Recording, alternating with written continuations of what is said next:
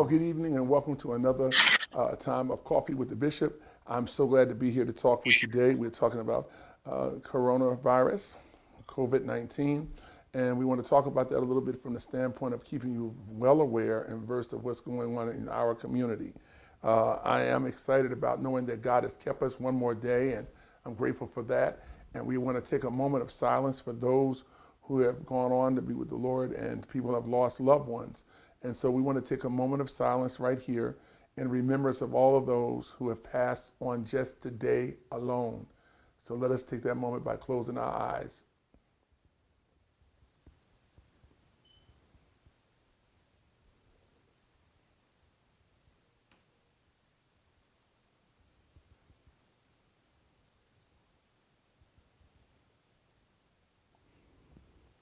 Thank you for doing so. I want to say that there's either someone you know directly or indirectly that has been affected, you have been affected by, or they have affected your life by knowing them by being hit with this virus. And some people have lived and made it through and come through very well, and some have died. I am a Jerseyite, and a lot of people that I know from New Jersey have been hit hardest with the virus, and some did not make it through. And I know about 7 people that within these last couple of days that did not make it through. And my heart goes out to them and their families, and to their families especially, who did not have the chance to say goodbye or were not able to be with them when they went on to be with the Lord. And so I pray for you, if that is you and you're suffering with that today, that God will keep you and bless you and strengthen you during this time. And to those of us who are on here today, because we are a praying community, a very strong faith-filled praying community, don't forget to pray for those who are dealing with that. And then I want to say something to those who have been suffering in silence, meaning they have become so afraid to even leave their houses that they're starting to have mental breakdowns within the house. I want to make sure that you know that this faith community that we're in will be praying for you, that God brings a peace to your mind and restores some things to you and a rest within you to let you know together we stand and we can fight through this and we will make it. We will make it. And to those of you who feel that you can have been going in and out of the houses and you've still been going in fear, but you've been using wisdom and following the directions of what has been given to us, I salute you. And then we salute every heroic person that has to go out to work, and they work with people. They work in the hospitals. They're the janitors. They're the sanitation workers. They're everybody that goes out to serve us. I found myself today, as I went to a store to get some food, I would stop and say, I want to thank you for what you've done for us. And sometimes they would continue, and I would bring them back and say, no, wait, come back. They say, yes.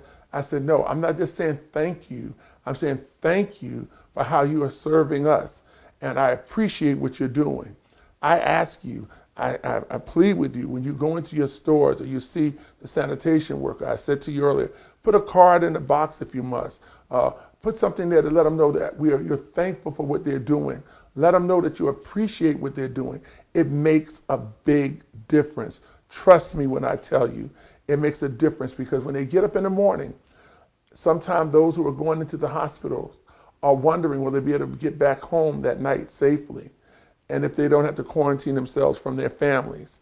So I'm saying to you, thank those doctors, thank those that work in the hospital, thank those that serve you your food at the counter at the grocery store, that one that comes and picks up your trash. Thank them. Your mailman, thank them. And then the neighbor next door to you that watches out for you, thank them also. Because together, with a thankful heart, we cause change. And change becomes something that makes people look around and say, wow, life is worth living, even though we're fighting through a pandemic. Now, I'm not on here alone tonight. I'm so grateful to have on here with me today, Mrs. Krista Caceres. That's right, Caceres, president of the Monroe County NAACP, and she's my guest today. And she's going to come on, and I want her to introduce herself and tell us a little bit more about her than she did the first time that she was on. And as she comes on, listen, be attentive, listen. You're going to get a lot of information. It's going to help you while we're in this pandemic. All right, Mrs. Caceres, you have the floor. Oh my goodness. Good evening, Bishop Pearman, and to the Reaching Out for Jesus Christian Center family. Thank you for having me. It's an honor to be with you. Um, I'll be brief when talking about myself, but it is an honor also to serve Monroe County as the current president of the NAACP. As far as education goes, I do have a bachelor degree in jurisprudence. My intent was always to go to law school. I was diverted, but I'm back on track now, Bishop. This past December, I did receive my master's degree in law and public policy. So these kinds of things that we're talking about and these kinds of things, that we deal with in terms of just being in the community, these are things that I care about. And I wanted to make sure that people in the community are, aware of their power. I think that's the most important thing. If I could communicate to everyone that's listening and that's watching, is that you have so much unrealized power. And a lot of it is just simply in your hand, whether it's voting or whether it's, taking part in the census, or whether it's just picking up the phone and educating someone about what their rights are. It's really, really important that we always stay mindful of what we can do and not focus so much about the things that are difficult, but focus on things that we can do. So I do intend to continue with my law school degree, and I'm currently studying now to take the LSAT, which is the test that the schools look at to determine whether or not they will accept you. So I'm staying prayerful and studying as hard as I can, and I will hopefully give you all some good news soon. I'm liking that. So I want to ask you some questions. I know you've been the president of the NAACP, and since we've been dealing with this COVID-19, what have you all done as an organization to making people aware of what can be done or what services are available to them? Yes, well, we've been focusing a lot just on our membership, and giving them updates via email. And also, instead of canceling our meetings, we actually held our first conference call meeting this past Saturday. We did notify people via email and text, and we'll continue to do that on a monthly basis until we're able to get together in person again. One of the things that we're trying to do is just provide them with every link possible to information regarding the virus, information regarding their elected official, information regarding, the hospitals, and information directly with the state in terms of the shelter in place requirements and guidelines, etc. So although we cannot get out amongst the community, this past Saturday during our general membership meeting, I did encourage people, if they felt so inclined and if they felt that they could do it safely, there are organizations such as the Monroe County Meals on Wheels, and other area organizations that can use volunteers. Again, if you can participate and be safe while doing it, we certainly encourage that. And that's something that our branch has been discussing about ways that we can move forward in a united fashion to help as far as the COVID-19 of the community. Well, I like that. But I want to ask you something else. So, you're aware of the CARES Act, I'm quite sure, I am correct? indeed. Yes, sir. But tell us a Yes, little bit sir. about that CARES Act. Okay. Well, I'll keep it brief because it's quite comprehensive. The law that Congress passed, which basically put about $2 trillion into a package that would spread out and cover different areas of concern throughout the nation. As you know, 6 million people filed for unemployment last week. We have lots of small businesses, and we know that small businesses are literally the heartbeat of the Poconos, especially Monroe and Pike County. Um, and a lot of people are hurting, and a lot of people are in need. And Congress did the first, which is, I'm sure, of many to come, relief packages, which are aimed at strengthening our banks who are providing loans to small businesses through the SBA. They're also providing the economic injury payments or stimulus, some people refer to, through the Internal Revenue Service. And there are other ways that they are looking to give us relief as we all, deal with the virus in our own way. Two items specifically that I know people would care about in terms of the CARES Act would be the economic injury relief. And I would direct people, if they want more information, they can go to irs.gov/coronavirus.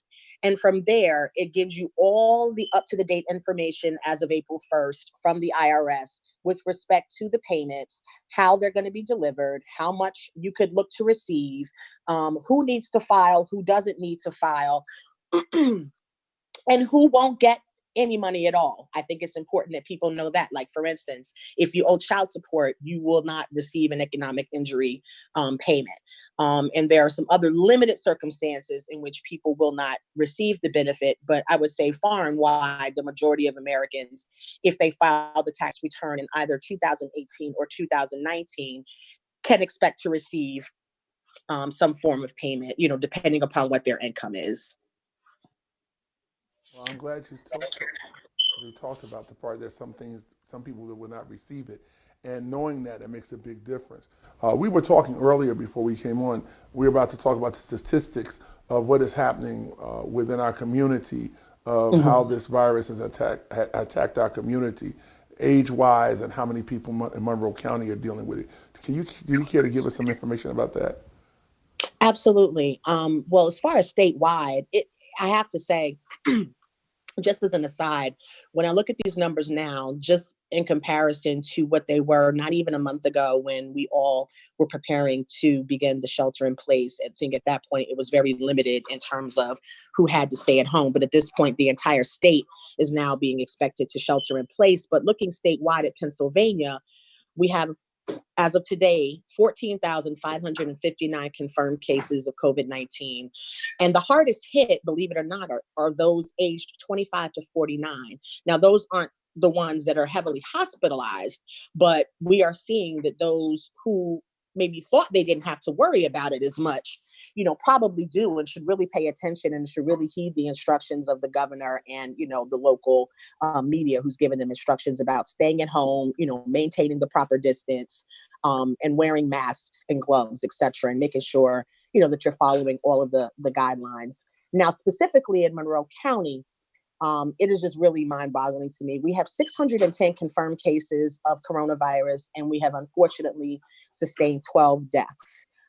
In our neighboring Pike County, we have 136 confirmed cases of the coronavirus and 5 deaths. And I will say, because the testing is not easily accessible to many people, I suspect, unfortunately, these numbers will grow exponentially once we're actually able to get the testing out people and get these drive-up testing sites in place.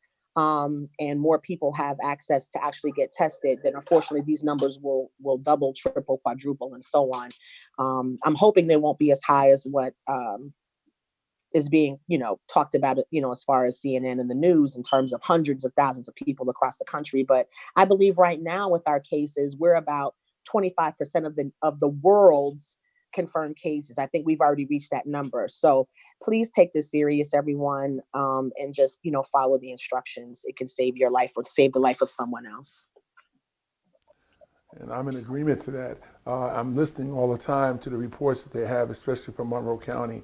And we don't want the death rate to go up. We would like for it to come down. And that shelter in place is very important. Only going out when necessary is very important. Washing your hands, so forth and so on.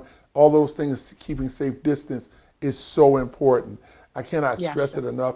And to the faith community especially, I know sometimes they feel like they got Jesus and that's enough, but it's more than that. It's using the wisdom that we have so that we don't have to operate in fear, but we operate out of wisdom. And the only fear we come into is the fear of knowing, not doing what we should do to help ourselves and to help someone else. I'm always saying to someone that when we touch 100 lives. So when we follow what we need to do, we save 100 lives. And if we're doing what they're asking us to do, that clears the air and they can drop and they can hit that place and not let it, make it flatline it at that curve, bring that curve all the way down. And that's what we are trying to do here in Monroe County. And I hope and pray for everyone else and whoever's on here. We have people on here from Atlanta, the Carolinas. This is not just for our county. This information is for you also. And as you go to your own meetings, or you can ask some questions of your own leaders, you can find out what's really going on in your community. And it's important that you know the facts of what's happening around you. It is so important. And as Ms. Caceres says, as you listen to what she's stating, she gave us some facts. I think you said from 25 to 49, am I correct? Yes, sir, that's correct. From 25 to 49, those are the hardest hit across the state in terms of Right, and cases. yes. And even though they may not be the ones that's hospitalized and have gone on, but they're still being hit. And at one time they made it like it was only those that were seniors that were being hit. No, it's hitting everyone. And not to mention in our black communities, the stakes are higher because of the high blood pressure, obesity, and some other things that are going on. It's really going through the community very, very in a large. It's going through that community, our community, and so we have to do everything we can to work in our communities, work as a people, to stand together, to see to it that we don't lose lives, but we save lives. I want to talk also about there's a controversial that brought national attention to primary voting today in the state of Wisconsin, excuse me. And what are the plans that are being developed in our current place regarding the Pennsylvania primary election on June 2nd? Okay, yes. So Wisconsin had a very important development over the past couple of days. There had been a lot of back and forth with respect to whether or not their primary date would change, obviously, due to the distancing guidelines nationwide, and really just looking out for people's safety. And so I want to first say this. As far as the Republican primary, that's essentially done. Um, it's all but over. Donald Trump is already their presumptive nominee. Essentially, these primaries that are being held are largely ceremonial on the side of the Republican Party. But as far as the Democratic Party, we do still have two candidates. One would be Joe Biden, who has approximately roughly close to 1,300 delegates. And then we have Bernie Sanders, current senator from Vermont, who has around close to 1,000 delegates. Now, you need 1,991 delegates in order to be named the presumptive nominee going into the convention. So as it stands right now, Joe Biden is doing very well. You have to ask yourself, however, if in fact the Republican side is already done for, why would people work so hard to make voting more difficult today for these people? So with that said, the Democratic governor, by executive order, had looked to push the primary back to June 9th. They wanted to push it back from today to June 9th, I guess, to get some things in place, potentially get maybe some voting by mail in place, and to make sure that people could come out and exercise their right to vote safely and securely. Well, Republican state lawmakers decided to take this all the way to the United States Supreme Court. And in a 5-4 decision, they overturned the lower court's decision that would allow an extension of 6 days for folks to return absentee ballots. So they were giving people, in addition to trying to extend the primary, they at least said, well, let's just extend the absentee voting process for 6 days to give people additional time. Well, some people didn't like that. So the Supreme Court ruled against that, overturned it, and essentially is limiting all activity as far as this Wisconsin primary to what occurs today. If you looked on the news, you will see lines around down the street, around the corner, and around buildings 2 and 3 times. And I sincerely applaud everyone who took it upon themselves, took their lives in their hands, literally, to come out and exercise their right to vote. And I think they serve and should serve as a model for Pennsylvanians to understand how serious this process is, and what this means to people. I think people are looking around and they're evaluating the leadership on a local, state, and national level, and they're realizing that they'd like to make some changes in some cases. And I think that we, as far as Pennsylvania, because our primary is not until June, we have an opportunity, both community leaders, spiritual leaders like yourself, Bishop, and others, to make sure that we're educating as many people as possible about the changes in our laws here, the availability to vote by mail, which wasn't always available to us until this past year. Thankfully, Governor Wolf did sign and put that in place for us.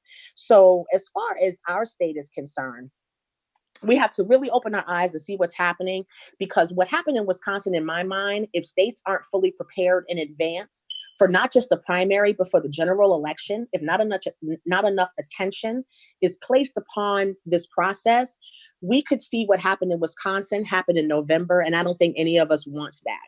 So I want people to know that you have two options to vote by mail, depending upon your circumstance. One would be an absentee ballot. That's something that's always been in place. And that's for people who, let's say, commute out of town for work and who will be outside of the municipality on election day, or for those who are disabled or have an illness and just can't make it to the poll. For those others, so in other words, for everyone else, there is now a mail-in ballot that you can apply for. You can apply either online at www.votespa.com, or if you do not have internet access, especially, a lot of our seniors don't, just many people for whatever reason do not have internet access, you can call your local Board of Election office and have them mail you an application that you can complete and send back to them to receive the mail-in ballot. So if you don't have internet access, call your local Board of Elections, either Monroe County Board of Elections, Pike County Board of Elections, or whatever county you're from. If you live outside of the Pocono area, and ask them to send you an application for a mail-in ballot if your state allows it. Again, check your state. All states are different with respect to mail-in. But I know that a lot of people are trying to make that happen across the country due to the COVID-19 crisis.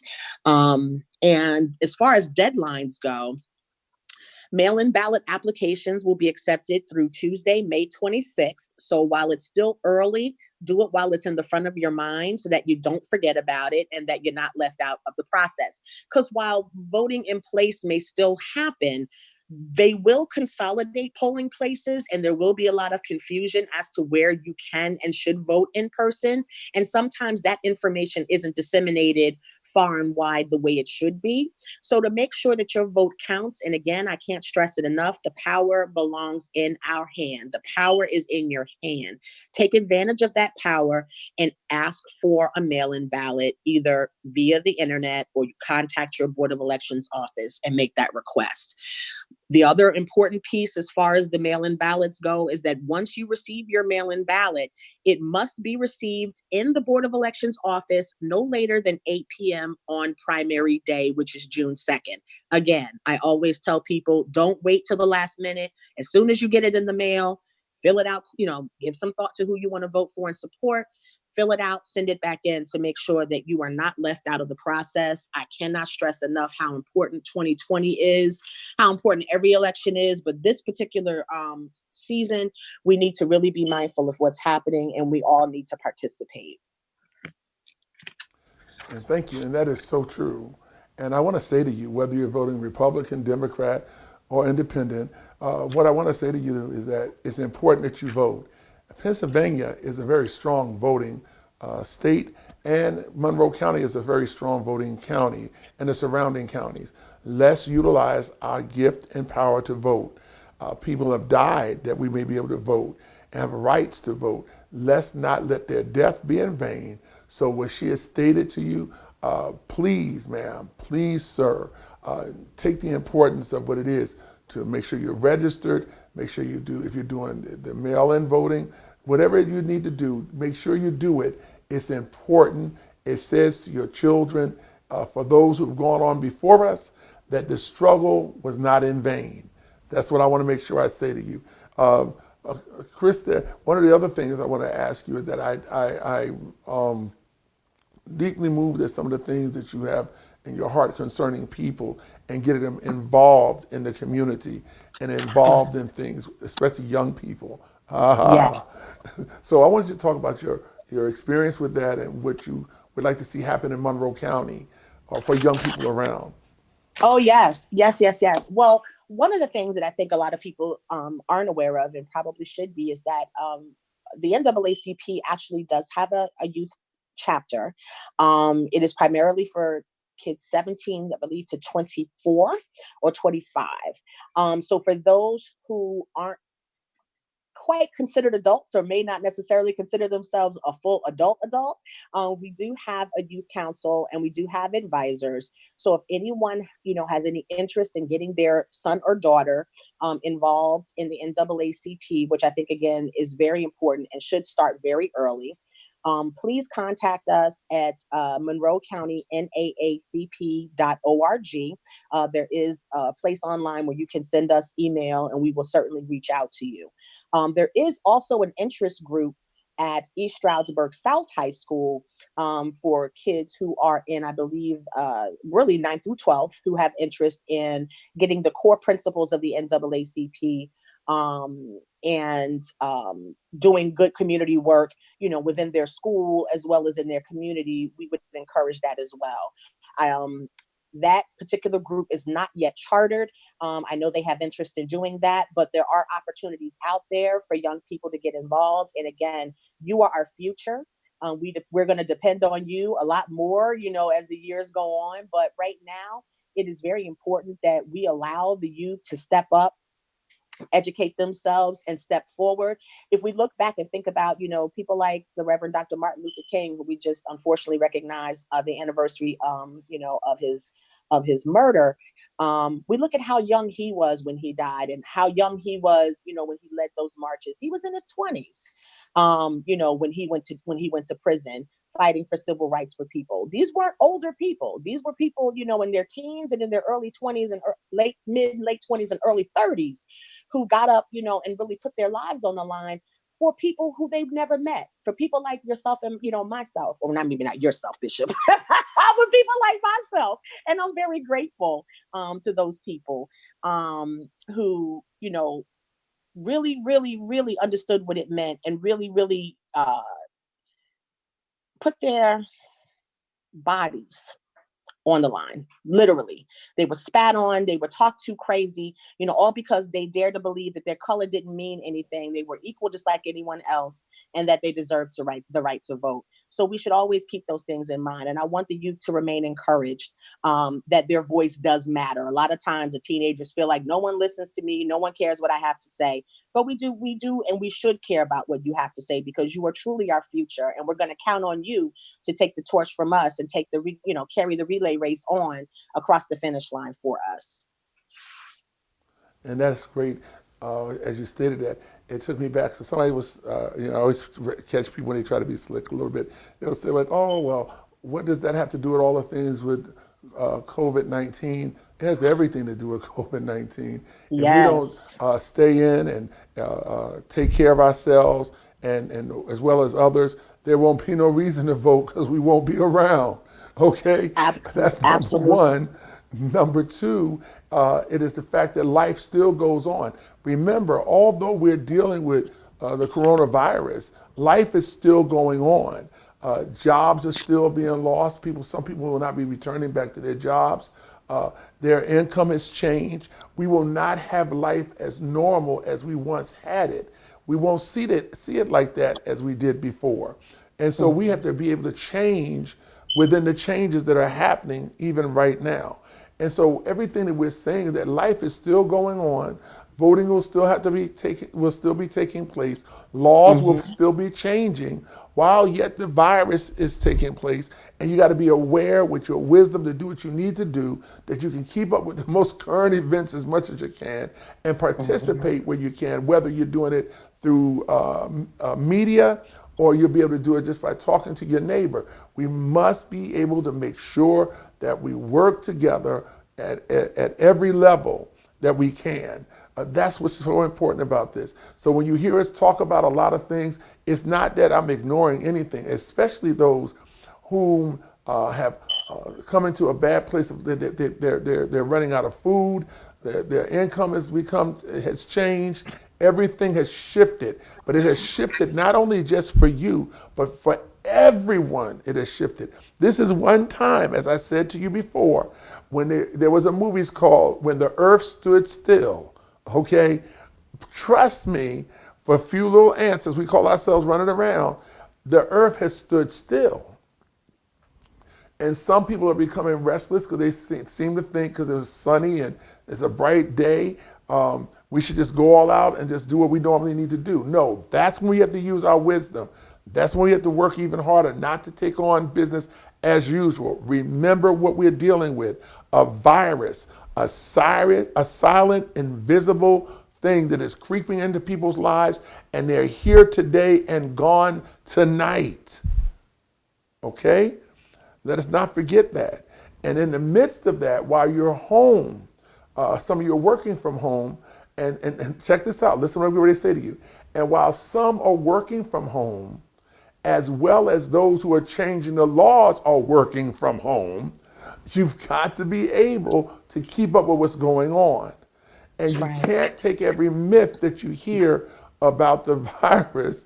And, because somebody said you drink a little not turpentine, drink a little castor oil, and look, stop taking everything that you read on the internet. You got to get some facts and know what's really going on and stick with it. Am I right, Krista?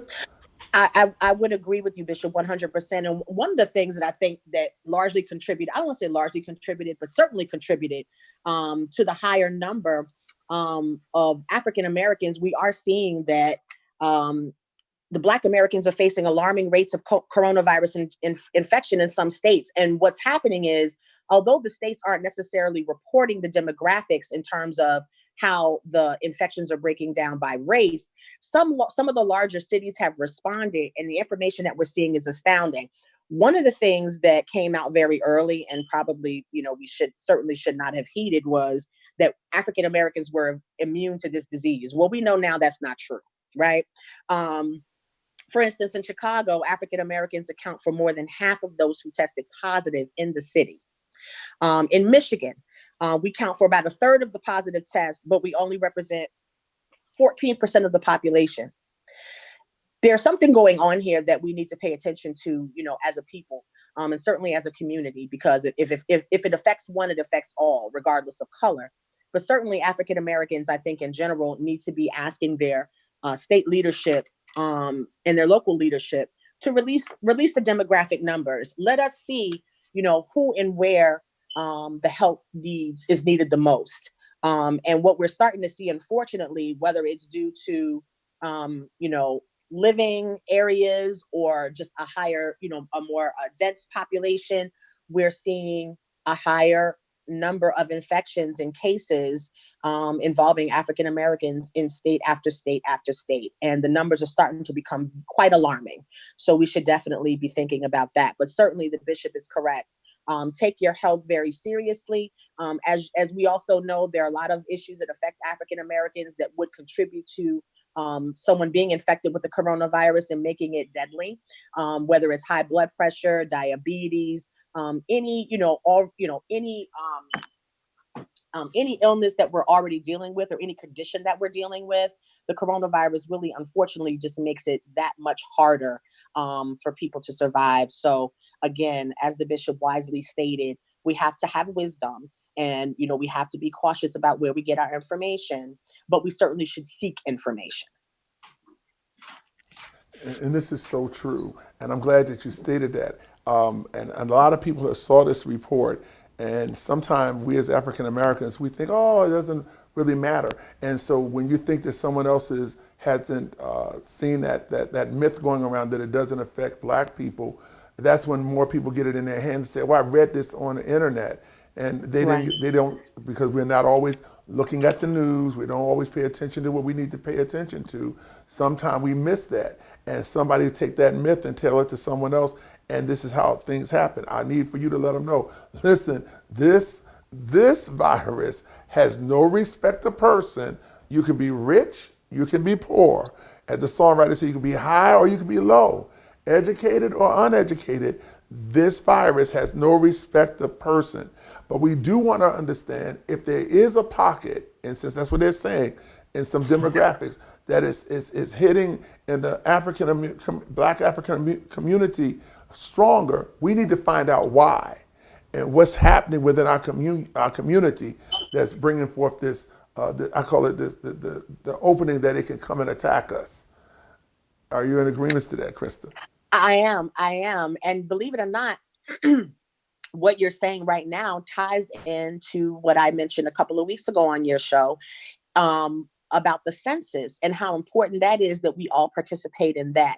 Um, I'll quickly go over some of those things again, but all of these things work together, right? When it comes to voting, we're looking to vote for the proper leaders who are going to take a crisis like this seriously, and they're going to surround themselves with the people who, have the knowledge, and then they're going to turn around and actually respect those people who have the knowledge, right? And they're going to follow the guidance of those who know more than they do. So we're looking for those types of people. With respect to the census, we know that each person that's counted in the census accounts for approximately $20,000 in federal funds that comes back to our communities for schools and for hospitals. So when we look at situations like where these hospitals, are running short on supplies, not to say that there was anything that could have been done in this particular case per se. But we also are aware now that if we participate in the census, and we only get this opportunity every 10 years, this is not an annual thing like, oh, I'll worry about it next year. No, if you don't participate this year in 2020, you won't have this opportunity, or we won't have this opportunity for a community for another 10 years.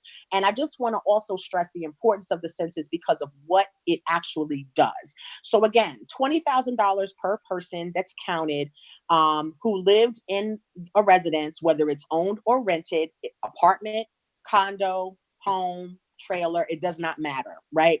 So every person that's counted accounts for $20,000 in funding.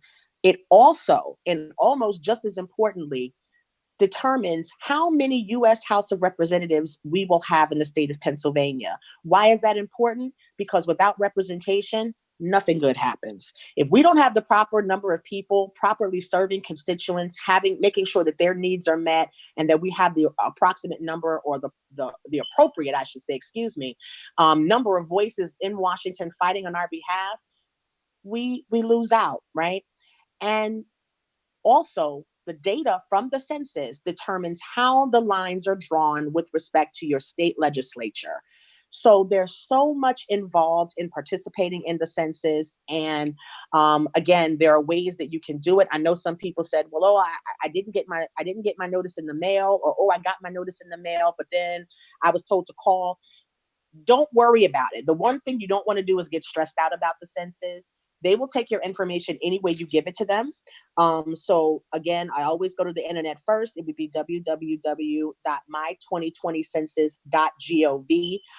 And from there, you can get the contact number if you want to participate by telephone, or if you want to participate by mail. You will receive instructions in the mail, to return your census information, and you don't have to worry about either calling or dealing with someone online. And again, you only need to do the census information once. They will not ask any intrusive information about your citizen status. They will not ask you if you're an immigrant, so don't worry about that. They simply want to know the names, ages, and who all is living in the home, and what your nationality is. That is what they are interested in, and who's working part-time, full-time, etc.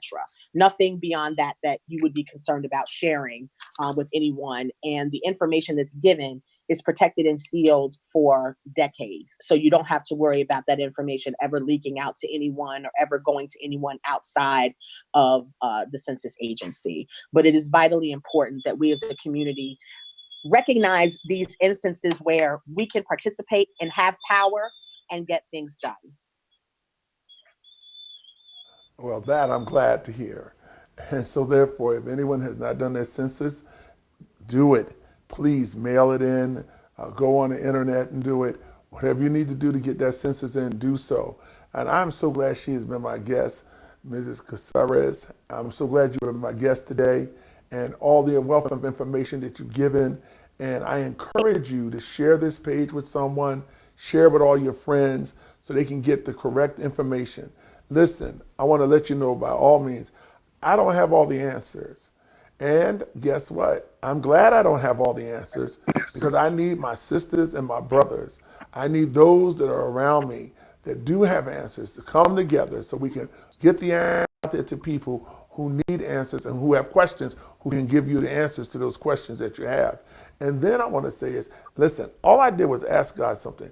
we first started out and they talked about COVID-19, I asked, what could I do? I knew I couldn't go out into the public and do some things, uh, being that I have my own asthma difficulties at times. But I asked God, what could I do? He said, look, bring it to the people.